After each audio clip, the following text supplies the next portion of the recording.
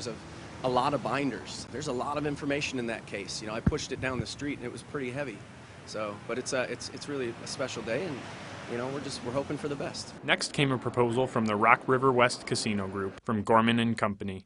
They have plans for a downtown casino and aquarium on the west side of the river. We've been conditioned to believe it should be on the east side. We're saying it should be somewhere else. Then came a surprise, a third group. Over the past month, Shel Kasagan and Henry Leong have been working with Luna Entertainment on the Forest City Casino proposal. We had 135 acres that we were looking at developing some other things on there, and then when the casino thing came up, talked to Henry and said, hey, let's make a run at it. Their land is located south of the Mercy Health Riverside Hospital that opened earlier this year. We're in the entertainment business, so, you know, kind of sort of like a Dave and Buster style of entertainment so that the whole family can enjoy, not just gaming. We're looking at hotels, indoor water parks, golfing. If you just want a boring casino, then you know, that's not us. They are excited to potentially work with nearby Sports Core too. With the Sports Core being right across the street, we're going to add to that venue as well. So it's going to be a total complex of sports and entertainment. That was Dylan Strachey reporting. Up next, the City of Rockford will review the proposals. A public hearing will then be held September 23rd. City is able to send more than one plan to the Illinois Gaming Board, which will make the ultimate decision on which casino gets built here in Rockford. Rockford leaders want to get a casino project off the ground quickly because it's not the only city vying for a casino in the state line. The city of Beloit is already awaiting approval from the Bureau of Indian Affairs for a $405 million Ho-Chunk Nation casino resort. If approved, it would be built just over the state line on Interstate 90. Wisconsin Governor Tony Evers has already said he would sign off on the project. A 15-year-old faces very serious charges after the Boone County Sheriff's Office says the teen made a threat to a Belvedere school. The office says the teen created fear on social media by threatening violence at an unidentified school last night. Deputies worked through the night and were able to identify the juvenile who was arrested, but say there was no danger to anyone. Last week, 3 Belvedere schools were on lockdown for a safety concern. The district superintendent is urging parents to remind children any threat towards a school is not a joke. 2 women are shot in separate incidents at a Rockford apartment complex. Officers were called to Auburn Manor around 1 this morning. Several people were in the hallway. A 23-year-old woman opened her apartment door. Someone shot her. While police were on the scene, a 26-year-old woman showed up at the hospital, shot in both legs. Police say she was outside the apartment building when bullets hit her. If you have any information, call Rockford Police or Crime Stoppers. Tips from residents lead police to arrest a Rockford man on prostitution and drug charges. It happened this morning at a house on 16th Avenue near 11th Street. Police say James Ford was running prostitutes and drugs out of his home. During a search, investigators say they found marijuana, crack cocaine, and ammunition. Ford faces several charges, including trafficking in persons for forced labor or services, and possession with intent to deliver. Rockford police search for a teenager they say damaged department property with an ATV. 19-year-old Arkees Sturdivant faces criminal damage to state-supported property and reckless driving. Back in June, officers saw a group of ATVs driving recklessly in front of District 2 headquarters on Broadway. 18-year-old Sebastian Britton and 19-year-old Myquan Greer were both arrested a few days later. It is illegal to operate ATVs in city limits. If you can help investigators track down Sturdivant, contact Rockford Police or Crime Stoppers. A tribute in Stevenson County honors fallen Illinois State Trooper Brooke Jones Story. Back in March, Jones Story was killed in the line of duty after a truck hit her on the highway. Reporter Brittany Toulis explains the tribute keeps the trooper's memory alive while serving as a reminder for drivers to follow Scott's law. Brooke always liked to work right at the Springfield Road ramp, or as we called it, she liked to fish there. Now the Springfield Road overpass over Highway 20 that Trooper Brooke Jones Story liked to park at will have her name on it. This overpass will bear her name going forward, so those that travel down the road will know that it's a special place for her to be honored, for us to honor her fellow troopers, and the troopers that will enter the academy in 10 and 20 years will know that this is Trooper Brooke Jones Story's overpass, and that that she paid the ultimate price. Trooper Jones Story was killed in March when she was hit by a semi-truck while on the side of the road inspecting another truck on 20 near State Route 75. In her honor, people like Jennifer Haas lined the dedicated overpass, watching the procession of cars driving underneath, stopping to unveil the sign.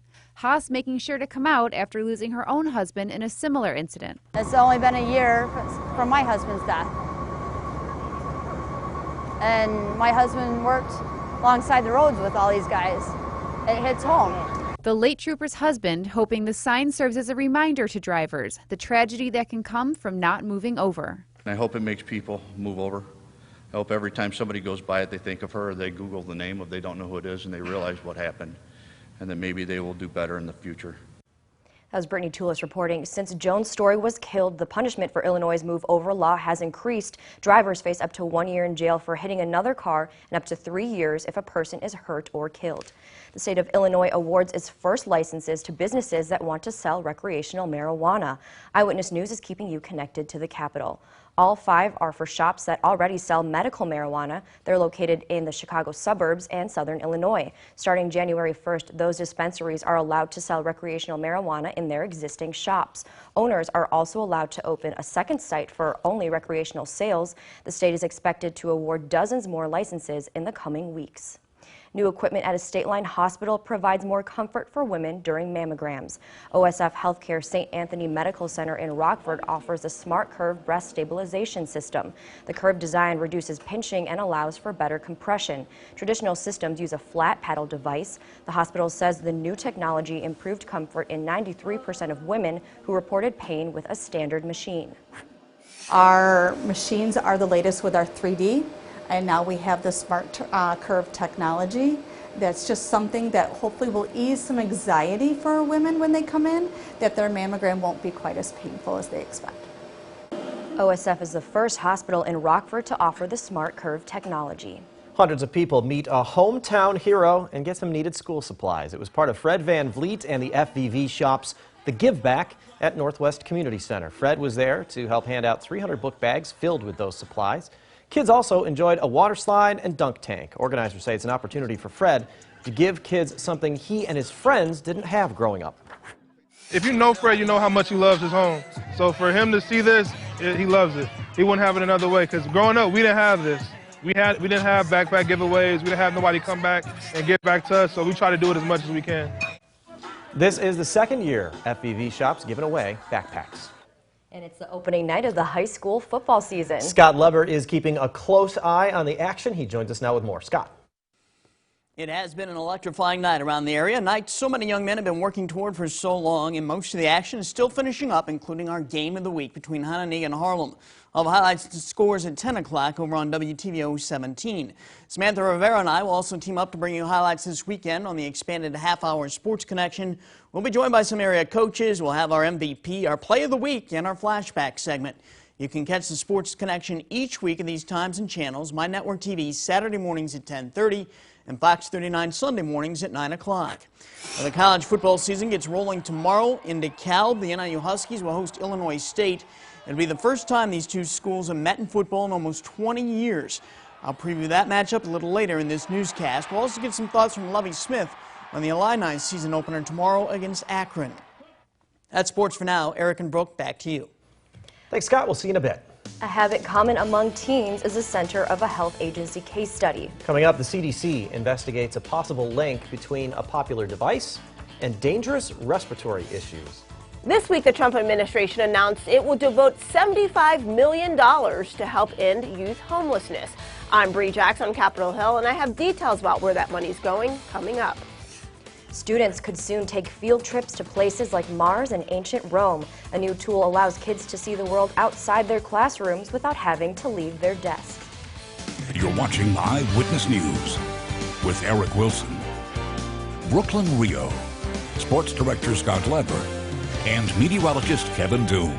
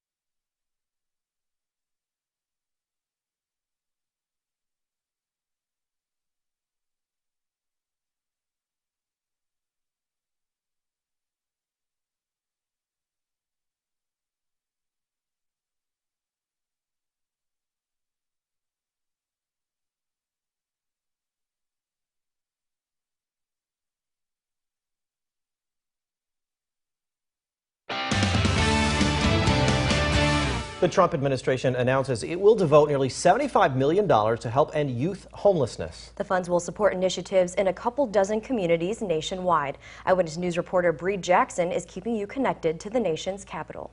Homeless youth are a vulnerable and often unseen population. Living on the streets, living in abandoned buildings, in cars. Steve Berg with the National Alliance to End Homelessness says fixing the problem requires more attention and resources.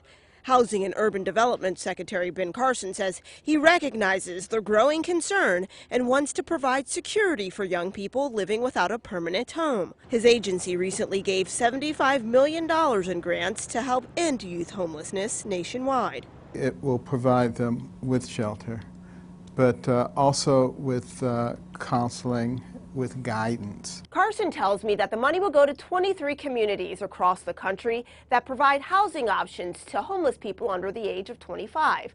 Carson also wants to make sure that local agencies are working together to help homeless youth get back on their feet. The ultimate goal is not just to give them a shelter, but to give them a trajectory in their lives so that they can become self-sufficient. While the money only goes to a small number of communities, Berg believes the program's benefits will have a significant impact. I think it's going to be helpful because this is a problem that really needs solutions now, and I think this is a way to really get people working at that. Supporters acknowledge money alone won't fix the problem, but it's an important step for ending youth homelessness. In Washington, Bree Jackson. A health agency warns smokers about the potential dangers of vaping. And Hurricane Dorian strengthens as Florida braces for the potentially dangerous storm. Those are some of the top stories across the nation and around the world. Dorian is expected to make landfall Tuesday as a Category 4. Right now, it's a 3. Winds are 115 miles per hour. Florida's governor declared a state of emergency for all 67 counties. He urges residents to store at least a week's worth of food, medicine, and water. The National Guard has been deployed. Dorian would be the biggest storm to hit the Miami area since Hurricane Andrew in 1992. The Centers for Disease Control and Prevention says it's investigating a possible breathing disease linked to vaping. The agency is looking into more than 200 possible cases across 25 states. Symptoms include chest pain, fatigue, and shortness of breath. The CDC says many reports involve e-cigarette products containing THC. Last week, an Illinois resident died from a respiratory illness after vaping. Los Angeles pitcher Tyler Skaggs died by accidental overdose. That's according to an autopsy released today. The report says he had alcohol and powerful painkillers, including fentanyl, in his system. Skaggs was found dead in his Dallas area hotel room July 1st. The Angels were about to start a 4-game series against the Texas Rangers. His family says they are heartbroken, and the combination of dangerous drugs and alcohol were, quote, out of character. From birds to snakes and turtles, a local organization rescues sick or orphaned wildlife. Coming up, meet the woman who started it all from a small operation out of her own home. A rocket prototype takes to the skies for a test flight. The successful landing is considered one step to launch travelers to Mars. And we don't expect any rain for the remainder of the night. Unfortunately, that will not remain the same for the remainder of your Labor Day weekend. I'll have all the details for you coming up in our first warm weather forecast.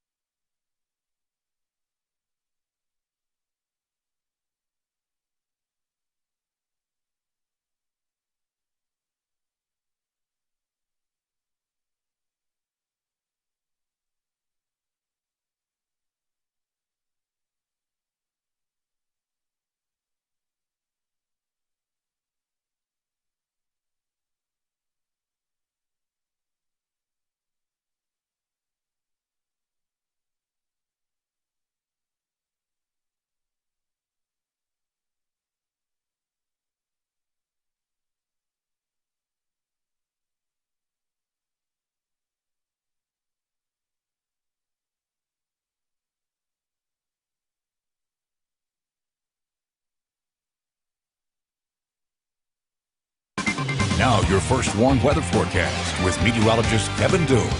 Here's a live look outside with our Mercial Skytrack. This is overlooking the Rock River in downtown Rockford, where conditions are fairly calm, just some partly cloudy skies, no rain anywhere in the area, and temperatures in the lower 60s. We did reach a high of 74 degrees today in Rockford, well below our normal of 81 degrees. However, 70 degrees only reached in Rochelle today. Temperatures have dropped off quite a bit since. We're only at 60 degrees right now in Rockford, 59 in DeKalb, down to 56 in Rochelle, all the way down to 54 degrees currently in Freeport. So a bit chilly tonight. Wind speeds are sort of light as they mostly come out of the north. And then taking a look at our satellite and radar, as I mentioned, we don't have any rain throughout the entirety of the state line. Things should remain that way for the remainder of the night. Just some partly cloudy skies overhead. Looking ahead with Futurecast, as I mentioned, not expecting any rain in the overnight hours of tonight. We should remain partly cloudy, technically, for the remainder of the night, although clouds will thicken up slowly as we head toward the early morning hours of tomorrow. And then by mid-morning, that's when we'll get to mostly cloudy throughout the majority of the area. As early as 2 o'clock or so, we can maybe see a few scattered showers here and there as the afternoon goes on and we head into the evening. Those showers will fill in a little bit, and then as we head into the overnight hours of tomorrow into the early morning hours of Sunday, we can see some embedded thunderstorms as well, and these could leave behind a few scattered showers as we make our way into Sunday morning. Here's a look at Hurricane Dorian using some water vapor imagery. You can see it moving to the northwest as it quickly creeps toward the east coast of Florida. It was recently upgraded to a Category 4 hurricane with sustained wind speeds of 130 miles per hour. It is forecast to reach wind speeds up to 140 miles per hour. You can see here as the eye really begins to take shape and sort of contract, that's very indicative of a rapidly intensifying hurricane. Here's a look at Hurricane Dorian's track. It is forecast to maintain that Category 4 strength all the way up until it reaches landfall as early as Tuesday. Now that is just the eye. The rain on the western edge of that storm, as well as some of the storm surge, could start to rapidly flood some of the areas on the coast of Florida well before that eye reaches the coast. Here's a look at the potential rainfall. Some isolated areas could see over a foot of rain, and that is just rainfall, not to mention several feet of a storm surge. Tide is forecast to be anywhere from 10 to 15 feet above normal. Tonight we'll get down to around 55 degrees for a low, so chilly overnight, partly cloudy skies, and as we mentioned, no rain. For tomorrow, another day of unseasonably cool temperatures, only reaching 72 degrees for a high. Mostly cloudy skies with scattered showers here and there throughout the day, and then filling in as we make our way into the evening. And as we saw, maybe some thunderstorms as we head into the overnight hours. For the remainder of your week, as we saw, some of those isolated showers could carry into the early morning hours of Sunday, but all the rain should be out by the early afternoon, and then we should be dry for the remainder of your Sunday. For Monday, we're not looking at any rain for the good portion of the day, but we could see some overnight showers. Tuesday, we're back into the middle 80s, but an approaching cold front will bring some PM thunderstorms, and that will eventually bring our temperatures back down into the low 70s for Wednesday. Well, it's already feeling like fall. I feel like it's too early to have this chill in the air. It is, and then just as you get into the warm-up, we drop right back down. Yeah. And in the more immediate future for the weekend, Labor Day weekend, it actually looks overall more dry than rainy, right? We have some, probably the best chances, what, Saturday, you think? Oh, definitely Saturday, and then even for Sunday and Monday, most of that chance is overnight, so you shouldn't have a problem enjoying it. The timing on that looked really good, right? Did, Late Sunday, early Monday. If you have cookouts planned on Monday, things look great for that. Definitely. Yes, well, thank you, Kevin. Kevin, thanks. The Chicago Bears are less than a week from kicking off their 100th season, and the coach is helping with the celebrations, sort of. This Mike Ditka bobblehead is on display in Millennium Park. It's 7 feet tall. Ditka played for the Bears in the 60s and was, of course, head coach during the 85-86 Super Bowl run. If you want to get your picture with Iron Mike, the statue will be there through this weekend. It then moves to Soldier Field for the opener against the Packers. The bobblehead is one of 13 set to pop up around Chicago throughout the season. Well, I definitely have to check that out when I'm in the city again. A Missouri boy hopes to inspire others to put down their phones and get outside. Coming up, the kid with an obsession for yard work uses his skills to clean up his neighborhood. Researchers are looking into the chemical makeup of edible pot products. Scientists believe one specific ingredient alters THC reading levels in foods like brownies.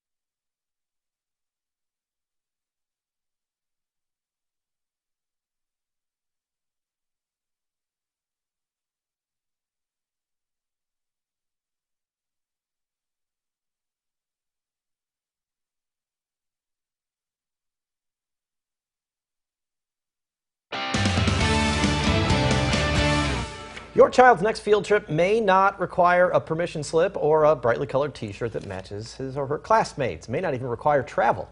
But he or she might still get the chance to interact with people and places never thought possible. Charlie Lepastora explains how virtual reality is still getting kids out of the classroom and into the world. It's our first stop on our Friday night science fair. The kids in my generation are often called screenagers. So we love electronics and technology, but we also like to make the world a better place. For those screenagers, it's back to school season, and this year, students could be taking more field trips to places like the Grand Canyon, ancient Rome, and even Mars, all using technology. We're not suggesting that they replace actual field trips, but they can if they need to in many instances. By using their phones, laptops, or tablets, teachers across the country are starting to use this technology by taking students to other parts of the world from the comfort of their own classroom. I'm glad I'm able to bring them to these places that we never could go before. Virtual field trips are expanding, and many are free as the tech becomes more accessible. Imagine the difference in learning ancient Egypt from a textbook where you see a couple of images and a lot of text, versus experiencing the pyramids as if you were there. Nearpod is now in all 50 states and saw an over 60% increase in the tech throughout Arizona from last year to this year. And Google Expeditions has taken over 3 million students in classrooms around the country on virtual field trips. Kids across the country and across the world actually can have access to different learning experiences no matter their socioeconomic level, no matter where their school is located. Everybody has access to these same learning opportunities. Arizona State University is now having its students build their own virtual field trips to make it more affordable. The VFTs so far have been produced by highly trained professionals, and so if we can use simple technology like cell phones and Google Trips and so on, and empower students to use the technology, and this generation is so good at technology. ASU is planning on taking this semester's students on virtual field trips, with the trips students made themselves using a 360 camera and their smartphones. That was Charlie Lepastora reporting. Entrepreneurs are getting us closer to a manned mission to Mars as a prototype completes final testing. SpaceX successfully completed testing of its new Starhopper Tuesday. The prototype rose several hundred feet off the ground in Texas. It then landed on a nearby landing pad. The flight lasted just 57 seconds, but it puts SpaceX one step closer to sending travelers to space. Starhopper is powered by a single Raptor. It's a next-generation engine SpaceX is developing for use on Starship, which is expected to hold 100 passengers. The test launches of this and other prototypes will pave the way for operational Starship flights, which could begin as early as 2021. SpaceX founder Elon Musk was pleased with the test. He assured supporters in a tweet that one day one of his ships will land on Mars. Chemists are trying to solve a scientific mystery involving brownies.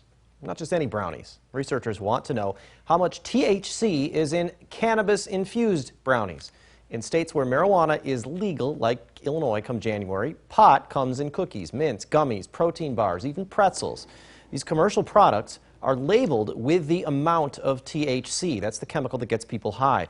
The labeling helps medical marijuana patients get the desired dose, but something about chocolate seems to interfere with potency testing.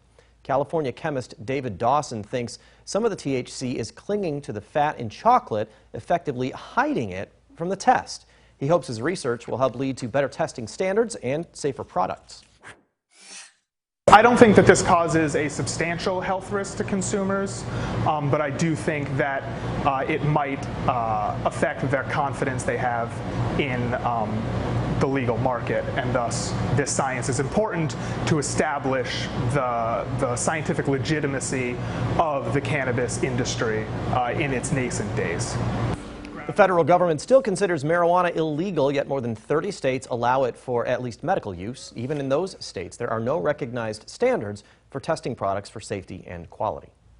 A local nonprofit serves as a sanctuary for critters in need. Coming up, one woman's selfless love for all living things makes her state line strong. And later in sports, Scott previews all of tomorrow's college football action, including NIU's game with Illinois State.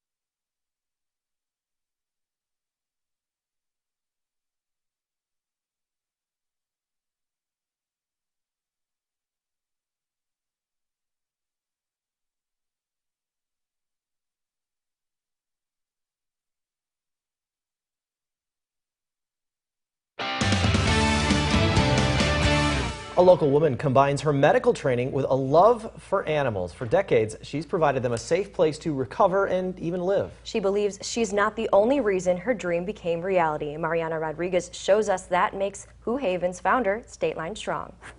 I love Everybody knows I love animals. That love blossomed into what is known today as Who Haven Wildlife and Rescue. But before that, Karen Herdklotz and her husband first began rehabbing animals in their home more than 35 years ago. I have this rabbit, we found it.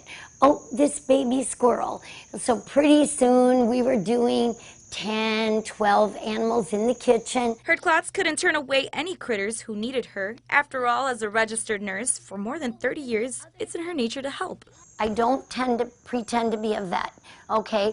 I use my nursing skills, which has probably been 80% of everything. And then I transition over. The couple soon after got a state and federal license to continue their work. It's not just about helping animals. Who Haven has evolved into an educational hub filled with opportunities. More interns, more students, more animals. We're getting into the teaching. I've already written 3 letters to vet schools telling them what that person did and why they would be an asset. The rescue is a nonprofit and we are 100% volunteer run. Right now, Who Haven has about 30 volunteers from teens to adults. It's the most they've ever had at one time. They help with feeding, maintenance, and anything in between. Everybody can do their part because none of us own Mother Earth. This is our mission back to God to give, to show we appreciate all the animals, Mother Earth, and the people that are needed to take care of it. That was Mariana Rodriguez reporting. Who Haven is always looking for a helping hand, whether it be a donation, a visit, or just your time. You can find a link on how to do that on our website, mystateline.com. It's been a pretty comfortable day here in the State Line as we head into our final days of August. It's kind of chilly overnight tonight, though. It is. Kevin Doom tells us how our Labor Day weekend is shaping up. Kevin? Well, we are kicking off our Labor Day with a very pleasant Friday evening. You're right about it being a bit chilly. Right now we're in the lower 60s, but overall a very pleasant evening. Here's a great picture of the sunset. This is out of the Kirkland-Fairdale area from one of our weather watchers, Sandy. Just a very beautiful sunset under some partly cloudy skies, so thank you very much, Sandy, for sending that in. Looking ahead with Futurecast, we're not expecting any rain for the entirety of tonight. We can maybe see a few scattered showers, however, as early as 1 or 2 o'clock tomorrow afternoon. Those scattered showers will fill in a bit as we head into the evening hours, and then in the overnight hours we can maybe even see some embedded thunderstorms along with some of those showers. This could drag along some more scattered showers as we head into the late morning hours of Sunday, but then things look to dry out quite a bit following those scattered showers. For tonight, we'll fall to a low around 55 degrees under partly cloudy skies, not expecting any rain. Tomorrow, mostly cloudy skies with a chance for scattered showers pretty much the entirety of the day, getting to a high of only near 72 degrees. And then for the remainder of your week, as we saw after those few brief showers Sunday morning, we look to dry out for the remainder of your Sunday. And then Monday, we're not expecting any rain, maybe just some overnight showers. So overall, your Labor Day weekend is looking to be very pleasant, plenty of time to be able to get out and do some nice Labor Day activities before the rain returns overnight on Monday. Guys, back to you. Thanks, Kevin. In consumer news, Ford recalls more than 500,000 trucks and SUVs in North America. The company says seat backs may not properly restrain people in a crash.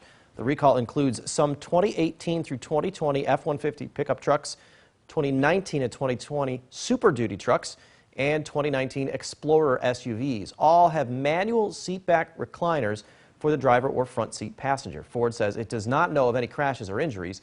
Dealers will inspect seats and replace them if needed. Most are expected to pass. Owners will be notified starting October 7th. Twitter's CEO fights to take back control of his own account.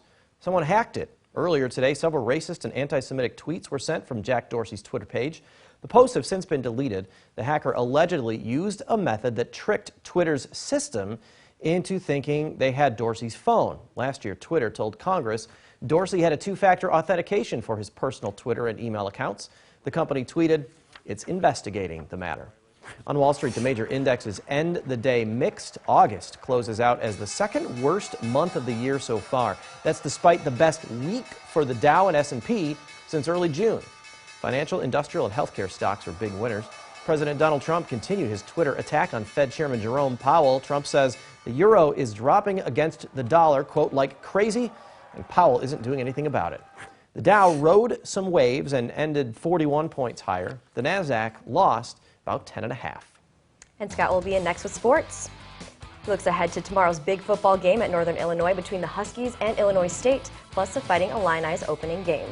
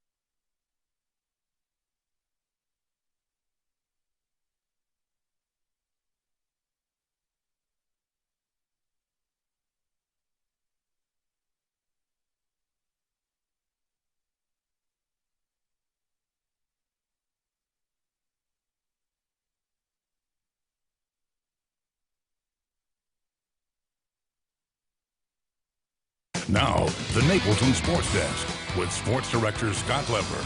The Thomas Hammock era at Northern Illinois University begins Saturday evening at Husky Stadium. The Huskies will host the Illinois State Redbirds. It's a 6 p.m. start. It'll be the 57th time these two schools have met in football, but the first time since 2000. The Huskies are the defending MAC champions, and they're picked to finish third in the MAC West this season. Illinois State is ranked as high as 9th in the nation in some FCS preseason polls. They're led by that man, former Rockford Lutheran running back James Robinson. But Hammock says there's a lot more to the Redbirds than Robinson. We're playing an excellent opponent in Illinois State. They are a very physical football team built in a way of a Big Ten team with their size, so we have a challenge. We understand it's going to be a four-quarter game. In Champaign, the Fighting Illini will kick off their season at 11 a.m. They'll host Akron. The Illini won 4 games last season under Lovie Smith. They'll try to build on that. Transfer Brandon Peters will make his first start at quarterback for the Illini. Just an exciting time. It never gets old. It seemed like, Each year you have those first-time emotions as much as anything. At Iowa City, the Hawkeyes will host Miami of Ohio in a night game. It'll be the first night game ever at Kinnick Stadium for an opener. With Nate Stanley back at quarterback, the Hawkeyes figure to be a top contender in the Big Ten West. Yeah, bottom line is it's a new beginning for our team, for our season, and probably like most teams in America, I think all of us kind of feel it's probably time to get going and get on the field and play. Pat Fitzgerald, Northwestern's Wildcats, will have a challenging opener on the West Coast. They'll play at 25th-ranked Stanford. That game will kick off at 3 o'clock on Fox 39. The Cats return top running back Isaiah Bowers and All-American defensive end Joe Gaziano. Stanford is one of the nation's top quarterbacks in KJ Costello. It's exciting to go back to the Bay Area. Last time we were there, we had great fan support when we took on Cal, and I'm anticipating having that same type of fan support that we had the last time we were out there, and it's kind of unique, I guess, back-to-back trips to California. Obviously the Holiday Bowl, and now going out in the openers. Notre Dame's opener will be Monday night at Louisville. It'll be a national TV game on ESPN. Brian Kelly's Fighting Irish are coming off a 12-1 playoff season. With Ian Book returning at quarterback, Notre Dame should be very strong once again. They're currently ranked 9th in the nation. I feel as though when we take the field on Monday, as though we have prepared them based upon what we've seen. We are very encouraged, but when they put people in the stands and they turn the lights on and the scoreboard on, things change a little bit. High school football games around the area are wrapping up right now. All the highlights and scores at 10 o'clock on WTVO 17. Eric and Brooke, back to you. Newsroom is buzzing. People are coming in from all over the area with those highlights. Can't wait to see them in a little bit, Scott. Thank you, Scott. We'll be right back.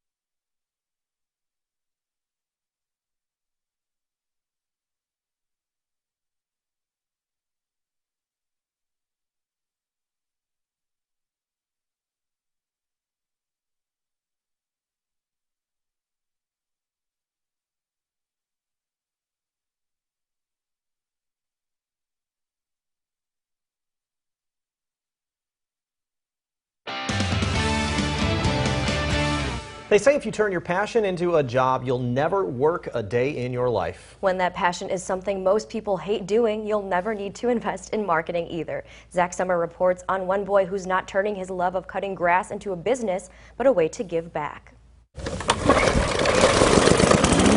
I really like mowing. Aiden Carty is obsessed with yard work. It's cool to watch the grass change from really tall to really short. His favorite machine, the weed eater. You can actually see it chopping the stuff. So naturally, when Aiden heard about the 50-yard challenge, he asked his parents to sign him up. I wrote me a little sign that said, I accept the 50-yard challenge. His mom snapped a picture of him holding the sign and sent it to Raising Men Lawn Care Service. That's the organization behind the challenge that champions boys and girls across the country to offer free lawn service to 50 people. He mows for disabled people, vets, elderly, single moms, people that can't or don't have the time.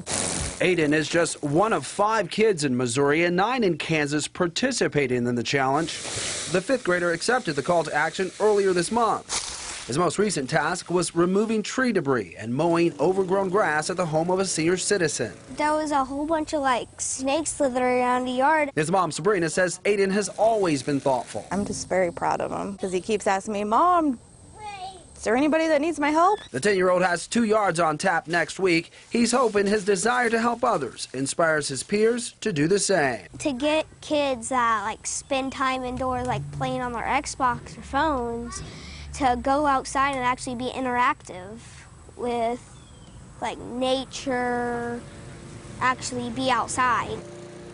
That was Zach Summers reporting. That is one hard-working little guy. It is. And he's doing way more than mow. Did you see some of those branches? Those branches Right. were bigger than he was. He was hauling a lot. We'll have a final look at the forecast when we come back.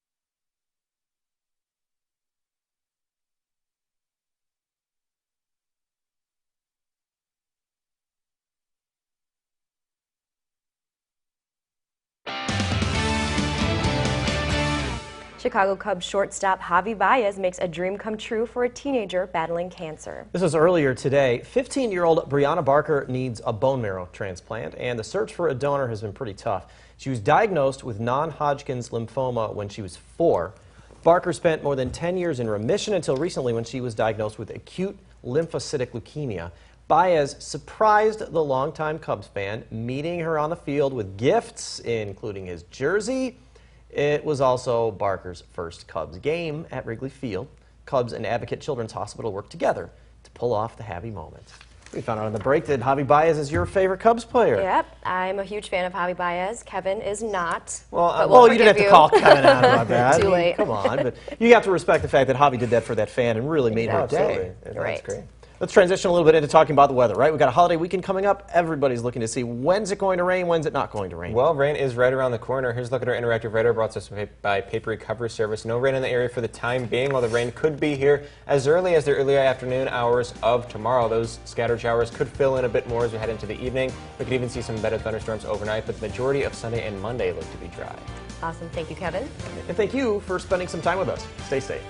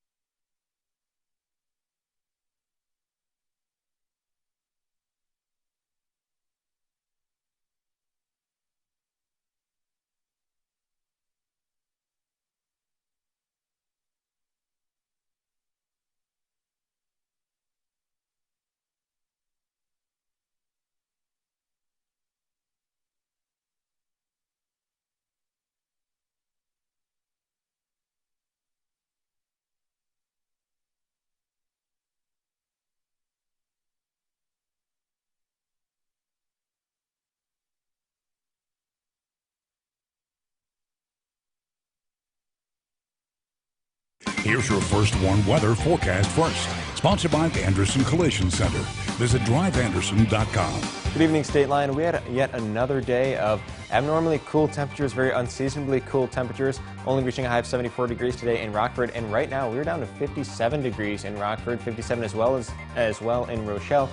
56 in Dixon, 54 in Freeport, all the way down to 55 in Sterling. Taking a look at our satellite and radar, we don't have any rain throughout the State Line area, just some partly cloudy skies overhead. Tonight's weather risk is going to be low because we don't expect any rain for the entirety of the night. just some calm yet cool conditions. Looking ahead to tomorrow, we should start the day nice and chilly, only to near 53 degrees. We will warm up, but only into the lower 70s. Cloud cover will thicken up as we make our way through the morning, getting to mostly cloudy by the late morning, and then we can start seeing some scattered showers as early as the early afternoon. However, this is not the only chance of rain we see through our Labor Day weekend. I'll let you know all the details on that in our first warm weather forecast, but your 10 o'clock news starts right now. Live from WTPO 17, Eyewitness News at 10 starts now. With different levels of fanfare, Rockford's casino proposals roll in before today's deadline. There's now a third site to consider, and we look at the next steps.